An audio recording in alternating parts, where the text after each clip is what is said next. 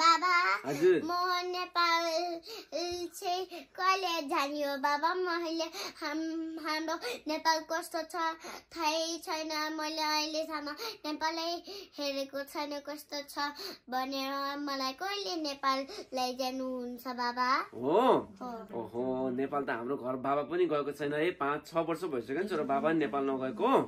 अब चाहिँ हामी छिट्टै नेपाल गएर घुम्नु पर्छ अनि हाम्रो घर जानु पर्छ है हजुरबा हजुरमम्मीलाई भेट्नु पर्छ है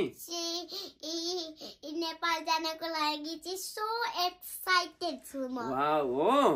अनि नेपाल गएर अनि के गर्नुहुन्छ ल म अर्को वर्ष भयो भने लिन्छु नेपाल है जाने है हामी म चाहिँ नेपालमा चाहिँ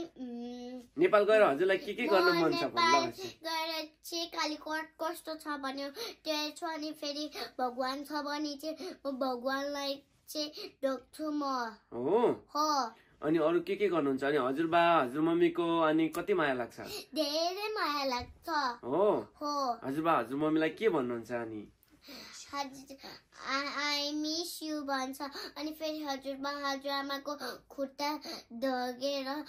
हजुरबा दर्शन हजुरआमा दर्शन भन्छु म हो अनि फेरि हाम्रो मामाको पुक्ली छ नि अनि फेरि पुक्ली कस्तो छ भने म हेर्छु हो र हो ए अनि भोलि त्यसो भए नेपाल जानुपर्छ है छोरो अनि त्यसपछि हजुरले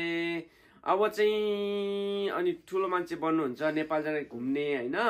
त्यसपछि गएर भोलि फेरि जापान आउनु पर्छ हजुरलाई चाहिँ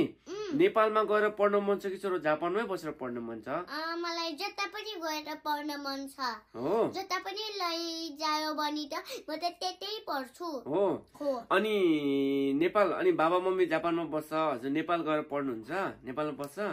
अनि फेरि ठुले भएपछि म चाहिँ बिहा गर्दिन किन फेरि न त हजुरहरूले मलाई मिस गर्छ त्यही भएर हो अनि अस्ति त हजुरले अनि म बुढो भयो भने मेरो केयर कसले गर्छ बाबा भन्नुहुन्थ्यो नि अनि हो ल अरु के भन्न मन छ बाई बाई बाबा सी यू